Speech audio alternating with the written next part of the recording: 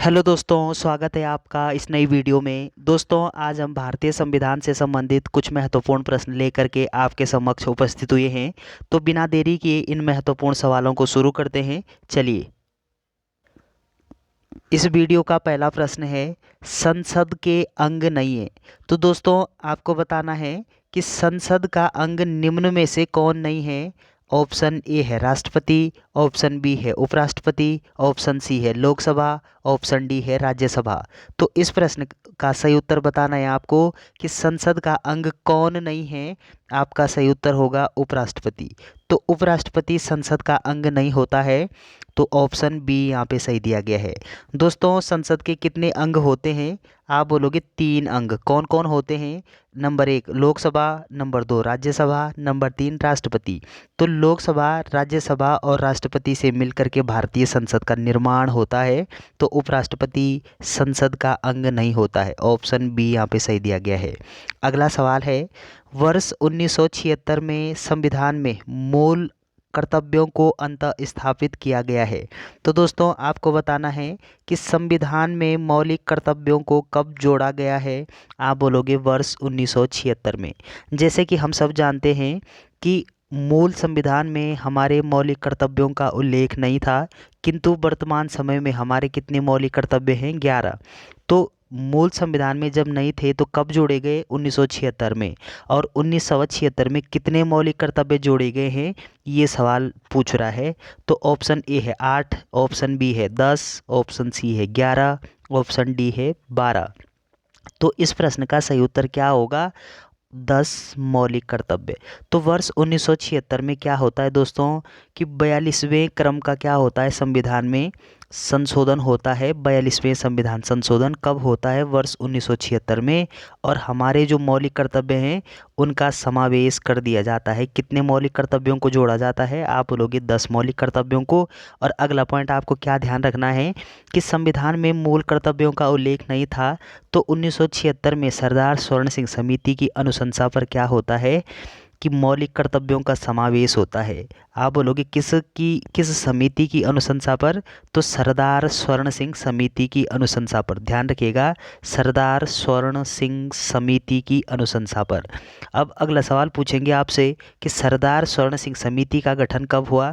तब बोलोगे आप 1976 में। तो चलिए, अगला सवाल है, सरकारिया आयोग संबंधित है। आपको बताना है कि सरकारिया आयोग किससे संबंधित है। ऑप्शन ए है उच्च शिक्षा से, ऑप्शन बी है नदी जल विवादों से, ऑप्शन सी है शेयर बाजारों से, ऑप्शन डी है केंद्र राज्य संबंध से। तो इस प्रश्न का सही उत्तर क्या होगा कि सरकारिया जो आयोग है ये केंद्र व राज्य के बीच संबंध स्थापित करता है। ऑप्शन डी यहाँ पे सही दिया गया है। अगला पॉइंट आपको क्या ध्यान रखना है दोस्तों कि आपसे सवाल पूछा जा सकता है कि सरकारिया आयोग का गठन कब हुआ। तब आपका सही आंसर क्या होना चाहिए कि सरकारिया आयोग का जो गठन है वो 24 मार्च, कब? 24 मार्च 1983 को सरकारिया आयोग का क्या होता है? गठन होता है। और केंद्र व राज्य के बीच संबंध स्थापित करता है। ऑप्शन डी यहाँ पे सही दिया गया है। अगला सवाल है, भारत में कार्यपालिका का अध्यक्ष कौन होता है? तो दोस्तों, इम्पोर्टेंट सवाल है आपके लिए परीक्षा की दृष्टि से। आपको बताना है कि कार्यपालिका का अध्यक्ष कौन होता है। ऑप्शन ए है प्रधानमंत्री, ऑप्शन बी है संसद, ऑप्शन सी है सर्वोच्च न्यायालय, ऑप्शन डी है राष्ट्रपति। तो इस प्रश्न का सही उत्तर क्या होना चाहिए कि राष्ट्रपति कार्यपालिका का क्या होता है? अध्यक्ष होता है। और अगला पॉइंट आपको क्या ध्यान रखना है कि संघ की जो कार्यपालिका शक्ति होती है वो किस में निहित होती है। आप बोलोगे राष्ट्रपति में निहित होती है। ऐसा प्रावधान संविधान के अनुच्छेद 53 में किया गया है। अनुच्छेद 53 में वर्णित है कि संघ की कार्यपालिका शक्ति राष्ट्रपति में निहित होती है।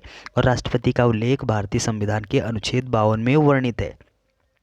तो चलिए दोस्तों, अगला पॉइंट आपको क्या ध्यान रखना है इस सवाल से कि संघ की जो कार्यपालिका होती है उस कार्यपालिका का औपचारिक प्रधान कौन होता है। अगर आपसे सवाल पूछे कि औपचारिक प्रधान कौन होता है, आप बोलोगे राष्ट्रपति औपचारिक प्रधान होता है। प्रधानमंत्री क्या होता है? ये वास्तविक प्रधान होता है संघ की कार्यपालिका का।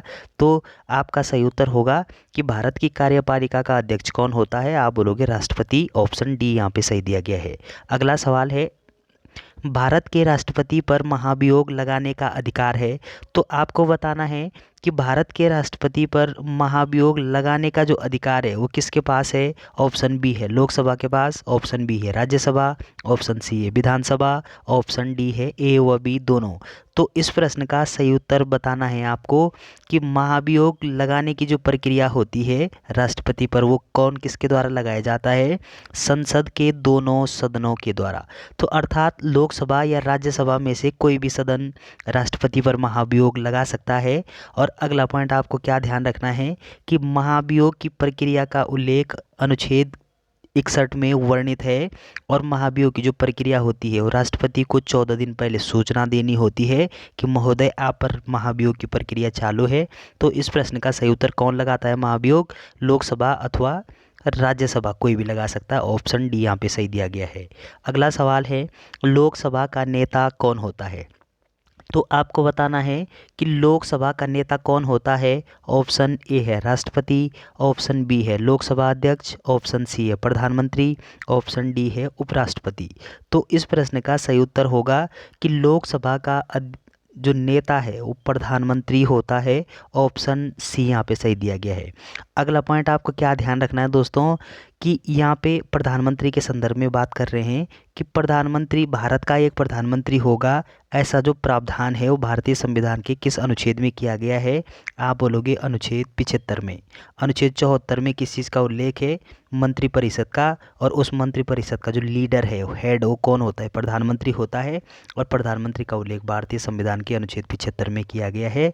और लोकसभा का उल्लेख जो है वो भारतीय संविधान के अनुच्छेद 81 में किया गया है। तो चलिए अगला सवाल है नागरिकता का प्रावधान संविधान के किस अनुच्छेद में किया गया है। तो दोस्तों ये आपको बताना है कि नागरिकता का जो प्रावधान है वो भारतीय संविधान के किस अनुच्छेद में वर्णित है। ऑप्शन ए है अनुच्छेद 5 से 11, ऑप्शन बी है अनुच्छेद 6 से 11, ऑप्शन सी है अनुच्छेद 7 से 12, ऑप्शन डी है अनुच्छेद 8 से 15। तो इस प्रश्न का सही उत्तर बताना है आपको कि नागरिकता का जो प्रावधान है वो भारतीय संविधान के अनुच्छेद 5 से लेकर के अनुच्छेद 11 तक वर्णित है। ऑप्शन ए यहाँ पे सही दिया गया है। अगला पॉइंट आपको ध्यान रखना है, यदि आपसे सवाल पूछा जाए कि नागरिकता का उल्लेख संविधान के किस भाग में है, तो यहाँ पे भाग पूछा जा रहा है आपसे, तो आपका सही आंसर होगा भाग 2 में नागरिकता का उल्लेख है और अनुच्छेद 5 से 11 तक वर्णित है। ऑप्शन ए सही दिया गया है। तो चलिए अगला सवाल है संघ लोक सेवा आयोग का उल्लेख किस अनुच्छेद में वर्णित है। तो दोस्तों इंपॉर्टेंट सवाल है आपके लिए परीक्षा की दृष्टि से। आपको बताना है कि संघ लोक सेवा आयोग का जो उल्लेख है वो किस अनुच्छेद में किया गया है। ऑप्शन ए है अनुच्छेद 320, ऑप्शन बी है अनुच्छेद 312, ऑप्शन सी है अनुच्छेद 315, ऑप्शन डी है अनुच्छेद 325। तो इस प्रश्न का सही उत्तर बताना है आपको कि संघ लोक सेवा आयोग का उल्लेख भारतीय संविधान के अनुच्छेद 315 में किया गया है। ऑप्शन सी यहाँ पे सही दिया गया है। अगला पॉइंट आपको क्या ध्यान रखना है संघ लोक सेवा आयोग से। अगर आपसे सवाल पूछे कि संघ लोक सेवा आयोग के कार्यों का उल्लेख किस अनुच्छेद में किया गया है, तब आपका सही आंसर होगा अनुच्छेद 320 में कार्यों का उल्लेख है। जबकि अनुच्छेद 315 में भारत के लिए क्या होगा, एक संघ लोक सेवा आयोग होगा और ये क्या क्या काम करता है, ऐसा जो प्रावधान है वो अनुच्छेद 320 में किया गया है। तो चलिए दोस्तों अगला सवाल है मंत्रिपरिषद व्यक्तिगत रूप से किसके प्रति जिम्मेदार होती है। तो इम्पोर्टेंट सवाल है आपके लिए परीक्षा की दृष्टि से। आपको बताना है कि मंत्रिपरिषद व्यक्तिगत रूप से किसके प्रति रिस्पॉन्सिबल होती है, रिस्पॉन्सिबिलिटी होती है। आपका सही आंसर क्या होना चाहिए। ऑप्शन ए है लोकसभा, ऑप्शन बी है राज्यसभा, ऑप्शन सी है राष्ट्रपति, ऑप्शन डी है प्रधानमंत्री। तो इस प्रश्न का सही उत्तर क्या होना चाहिए आपके अनुसार कि मंत्रिपरिषद व्यक्तिगत रूप से राष्ट्रपति के प्रति जिम्मेदार होती है। ऑप्शन सी यहाँ पे सही दिया गया है। यहाँ पे व्यक्तिगत रूप से पूछा गया है तो व्यक्तिगत रूप से राष्ट्रपति के प्रति होता है, जबकि सामूहिक रूप से किसके प्रति होता है। अगर सवाल पूछा जाए आपसे कि मंत्रिपरिषद सामूहिक रूप से किसके प्रति उत्तरदायी होती है, तब आपका सही आंसर क्या होगा, लोकसभा के प्रति। सामूहिक रूप से लोकसभा के प्रति उत्तरदायी होती है और व्यक्तिगत रूप से राष्ट्रपति के प्रति उत्तरदायी होती है। तो चलिए अगला सवाल है राज्य विधानसभा का गठन किस अनुच्छेद के तहत किया जाता है? तो दोस्तों आपको बताना है कि राज्य विधानसभा का गठन किस अनुच्छेद के तहत किया जाता है। ऑप्शन ए है अनुच्छेद 163, ऑप्शन बी है अनुच्छेद 169, ऑप्शन सी है अनुच्छेद 170, ऑप्शन डी है अनुच्छेद 174। तो इस प्रश्न का सही उत्तर क्या होना चाहिए कि राज्य विधानसभा का गठन अनुच्छेद 170 के तहत किया जाता है। ऑप्शन सी यहाँ पे सही दिया गया है। तो चलिए अगला सवाल है, भारत में महिलाओं को पहली बार मताधिकार कब प्राप्त हुआ? तो दोस्तों आपको क्या बताना है कि भारत में महिलाओं को पहली बार वोट देने का अधिकार कब मिला। ऑप्शन ए है 1920, ऑप्शन बी है 1926, ऑप्शन सी है 1933, ऑप्शन डी है 1936। तो इस प्रश्न का सही उत्तर बताना है आपको कि महिलाओं को भारत में पहली बार वोट देने का अधिकार ये वर्ष 1926 में प्राप्त हुआ। ऑप्शन बी यहाँ पे सही दिया गया है। तो चलिए अगला सवाल है, भारत में निर्वाचन सूची तैयार करने की जिम्मेदारी किसकी है? तो दोस्तों आपको बताना है, इम्पोर्टेंट सवाल है परीक्षा की दृष्टि से आपके लिए, कि निर्वाचन सूची तैयार करने की जिम्मेदारी किसकी है। ऑप्शन ए है निर्वाचन आयोग, ऑप्शन बी है निर्वाचन अधिकारी, ऑप्शन सी है संसद की, ऑप्शन डी है स्थानीय शासन की। तो इस प्रश्न का सही उत्तर क्या होना चाहिए कि निर्वाचन सूची तैयार करने की जिम्मेदारी किसकी होती है? निर्वाचन आयोग की होती है। तो ये निर्वाचन आयोग का काम है कि वो क्या करे, समय समय पर निर्वाचन सूची तैयार करे, नामावली सूची तैयार करे। अगला पॉइंट आपको क्या ध्यान रखना है कि भारत का एक निर्वाचन आयोग होगा, ऐसा प्रावधान भारतीय संविधान के अनुच्छेद 324 में किया गया है।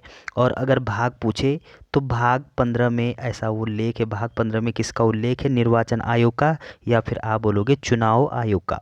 तो निर्वाचन सूची तैयार कौन करता है? आप बोलोगे निर्वाचन आयोग। ऑप्शन ए यहाँ पे सही दिया गया है।